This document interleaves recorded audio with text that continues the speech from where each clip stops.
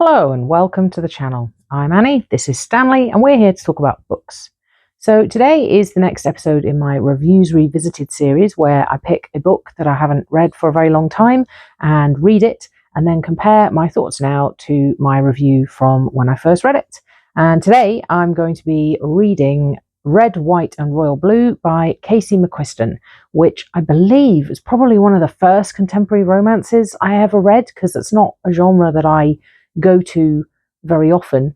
It was recommended to me on a podcast that I used to listen to, where two friends recommended books to each other and then read them and talked about them, which is partially the inspiration for the podcast that I host with my husband, where we do the same thing with TV shows and films and very occasionally books, but not all that often. The sun has just beamed straight from the window into my face, so apologies for that, but I seem to have a bit of a halo. Let's carry on. Yes, Red, White and Royal Blue. I do remember that it is a romance between a prince of England and the son of the American president, which I remember thinking at the time was utterly ridiculous.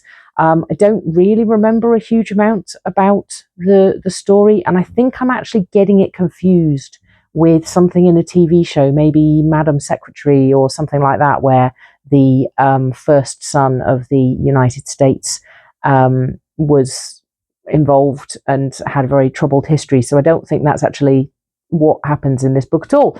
So as per usual, I really don't remember much about it. I think it must be definitely pre-pandemic that I read it, maybe 2019. And I have a feeling it's very complicated, because I think when I think about it, I think, I didn't like that book. Really didn't like that book. And may not even have finished it. But I have another feeling that I think I looked up my review sometime a while ago to test out whether this would be one that I might want to reread sometime, and that I actually really enjoyed it. So I really have no idea. No idea. But I mean, this is what we roll with on this series. Reviews Revisited is always an education in how little I remember anything at all. So I guess I will go and start reading the book, and I will come back when I'm partway through and let you know what I think at the halfway point. Okay, so tea selection for today. 15. So we've got 9, 10, 11, 12, 13, 14, 15. The middle one, which is Peach Oolong. Lovely.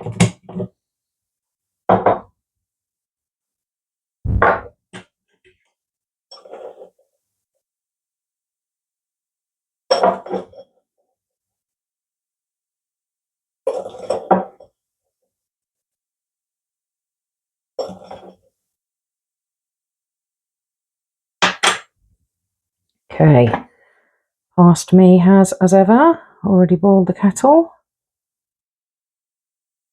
Oh, looking forward to this. A bit parched today, so the big teapot is going to be very welcome. There we go. Peach Oolong, lovely.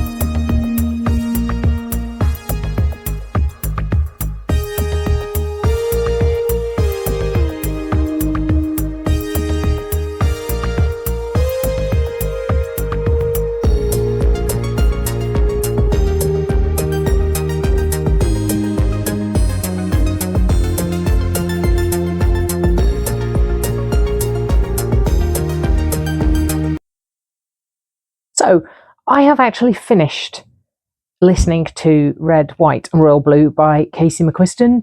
I was listening to it as an audiobook, as I've said, and I just kind of carried on and didn't really have an opportunity to film partway through. It also wasn't tremendously long and I was really enjoying it. So I just kind of carried on and here we are. So I also don't think I have any spoilers, so no spoiler sections. This might actually be quite a short video.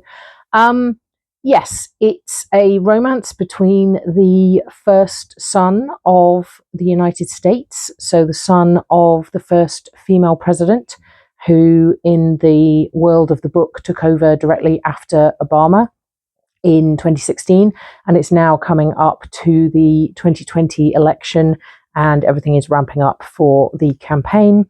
And through ridiculous shenanigans involving a cake at a wedding, the first son, Alex, gets into a bit of a scuffle with the Prince of England, so the younger grandson of the Queen of England in the book. Forgotten his name. Henry is his name. And so they have to pretend to be really good friends and start hanging out together in order to stave off the ridiculous press coverage about them having a feud, and romance blossoms. I had forgotten that it was actually Alex's mum who was president and not Alex's dad. Damn the patriarchy for me assuming that it would be a male president. But, you know, the world is as it is. This is very much a fantasy. She's a divorced single mother of biracial children. And the fact she's a Democrat from Texas seems very unlikely that that would happen. But, you know, it is a fantasy and I enjoyed it for that. I very much preferred the version of 2020 we got in this book than the one we all had to actually live through in real life. And that's not necessarily a bad thing. I really enjoyed particularly all of the peripheral characters. I loved Alex's sister June and their best friend Nora, who was the grandson of the vice president. I really enjoyed all of the family dynamics with Alex and his parents, and the security guards in particular were really good. And also Zara, who I think was the president's chief of staff. That was her role, I think, that was how she was described. But she also really seemed to be kind of Alex's political handler rather than actually doing chief of staff stuff. But anyway, I decided not to worry about it. The romance, I thought, was built up very well. The development of it over time was very credible and very sweet. It is a very fluffy book, but it also doesn't shy away from some of the darker aspects of their lives and their feelings about stuff. I initially rolled my eyes really, really hard when it turned out that 21-year-old Alex had not figured out that he was bisexual. But it does make sense given the context of his background and growing up in the public eye and politics and stuff. And also then I remembered that I didn't figure out I was bisexual until my mid to late 20s. So yeah, it is actually believable completely because it happened to me as well. What else do I want to say? I thought that the depth and seriousness of the relationship did feel a little bit fast and a little bit OTT, but I guess that works for it being a romance and also kind of makes sense in context of their roles in society and how they have to handle things. And the drama at the end involving the relationship was absolutely off the scale. But again, because of the press coverage and them being in the spotlight and it being an election year and it involving the royal family, it does kind of make sense. I liked the fact that the tropes that I don't like in romances weren't really present here, and the obstacles to their relationship were almost wholly external rather than it being kind of miscommunications and, you know, stuff happening with them breaking up or whatever. So I appreciated that. Yeah, I think that's pretty much it really. Let me just check my notes. It's been a little while, I have to admit, since I finished the book between then and me filming this. So I do have some notes and I'm just going to double check I haven't forgotten anything. Just a couple of things. It did make me laugh out loud a few times, which is always hilarious when I'm listening to an audiobook, because I'm usually doing that out in public on a walk or on public transport. So always fun to be randomly laughing aloud in public. I liked the fact that there was quite a lot of politics, both small p and capital P politics, and I thought that that was all handled very well. Some of the kind of real world politics stuff and the pop culture references haven't aged particularly well, even since 2019. So that was a bit unfortunate. And yeah, revisiting some of the aspects of the real world at that time was a bit heavy for me. But as I said, this is a very nice, fluffy fantasy. So overall, really enjoyed it. And I am glad I listened to it again. And because I don't really have any spoiler thoughts, and otherwise this is going to be a very short video, I think I'm actually going to watch the movie, because I've never seen it. It came out in 2023, so I'm going to go and watch that because I'm interested to see how that plays out on the screen. And I'm going to come back again in a little while to discuss my thoughts once I have watched that. So I will see you shortly.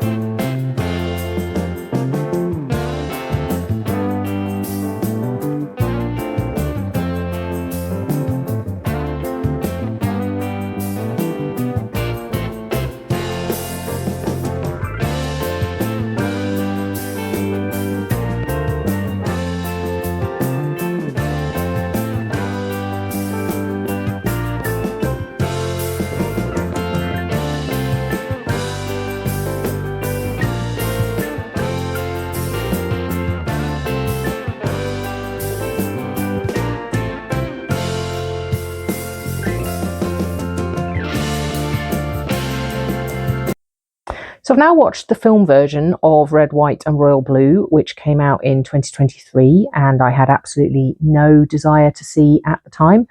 And I realised I don't actually watch films that often. I don't tend to sit down to watch films at home, and I don't go to the cinema nearly as much as I used to. So it was actually quite fun to sit down for a couple of hours and see this play out on the screen. Have to admit, casting was excellent all the way around, apart from one, which I'll come back to in a minute. I certainly wasn't mad about two very attractive young men getting it on. I'm not going to lie, I am that shallow. I would definitely back Uma Thurman for president, no question. And Sarah Shahi as Zara. Zara was one of my favourite characters in the book, and she was definitely my favourite character in the film. Absolutely epic. Definitely had my favourite speech, my favourite lines. Really, really good choice there. The one bum note on the casting was Stephen Fry. This is possibly a little bit of a spoiler because they switched it, because I suppose in 2023 the Queen had already died, so they've switched it in the film to being the King of England. But the family dynamics and the ages and the structure of the family don't really apply to the real world at all, because they're not meant to be the real people. But yes, the Queen in the book doesn't come off very well at all. Very hidebound, very conservative, very rigid in her ideas. Homophobic, I would say. They softened Stephen Fry's version of the King a little bit, but not massively, and it felt a little bit odd for it to be Stephen Fry playing that role with those attitudes, so that was very strange. But otherwise, loved the casting. It's very compressed because it's only 2 hours. That's often a problem with adaptations of books. There isn't a huge amount of plot in this book, but compressing it even more into a film, they had to cut out some of the characters. So Alex's sister June isn't in it, and her role is covered by Nora, who was excellent, admittedly. And yeah, the build up and the ridiculous over the topness of it all seemed much more fast and much more ridiculous in the film, and it all kind of whizzed by at 100 miles an hour. But yeah, it was good fun time, and glad I watched it. And I think it was actually a pretty good adaptation. They did change quite a bit, especially the second half. The plot in the second half was a bit different, and they changed how things came to light and who brought them to light. There was a reporter instead of a senator. I'm not entirely sure why that happened, but it was fine. It worked. It felt maybe a little bit slight, but then it's a fluffy romance. So what are you going to do? And as I say, both the leads were very attractive young men, and I enjoyed watching them on screen. So yes, not a bad 2 hours spent. So now I guess I will go back to my original review, which must have been after 2019, because that's when the book was written. And I'll let you know what I thought then. So it turns out that I originally read this book in June 2020, and here is my original review. Red, White and Royal Blue by Casey McQuiston is a contemporary romance, which is not a genre I normally go for, but people kept recommending it to me, so I eventually decided to give it a go, and I really enjoyed it. It's a gay love story between the son of the first female president, Alex, and the younger grandson of the British Queen, Henry. First of all, it was lovely to spend time in an alternative world where Trump wasn't president and where the 2020 US election went ahead without the pandemic getting in the way. But over and above that, I loved all the characters, particularly Alex's sister June and her best friend Nora. The story was sweet and funny, but I also liked the way the protagonist's vulnerabilities were explored, as well as the social pressures they were under due to their respective positions. There was a fairly realistic portrayal of the press in this situation, and nothing in the book was too dark or traumatic overall. I read over 200 pages in one sitting until past midnight to finish the book, and it was a great, light, fluffy book to dive into. So pretty much exactly what I thought the first time around. So I don't know why I have it in my head that I didn't like this book. My brain is inexplicable, because that's not a particularly interesting review to compare to my thoughts, because they're exactly the same. And I really enjoyed it. So, this was a great success for me, but possibly not particularly interesting episode of Reviews Revisited to watch. But I weirdly have it in my head that I didn't like this book. I have another Casey McQuiston, One Last Stop, on my audiobook library. So maybe I should punt that higher up the listening schedule and see how I get on with that. Anyway, there we are. That's it for this episode of Reviews Revisited. Thank you so much for watching. Please like the video if you liked it, and subscribe if you want to enjoy more content and see more of Stanley the Bear and his amazing array of neckwear, and me making tea, because that's kind of what we do on this channel. There's also my podcast, Will You Still Love It Tomorrow, which I co-host with my husband Dave, where we pick things that we were a fan of a long time ago and make the other person watch or read them, and then come together to discuss our reactions, which is where this video series originated, because this was my solo project on the podcast for books, and the main podcast is our joint venture in revisiting things and seeing whether they hold up. Hope you're having a fantastic reading month, and I will see you again in another video fairly soon.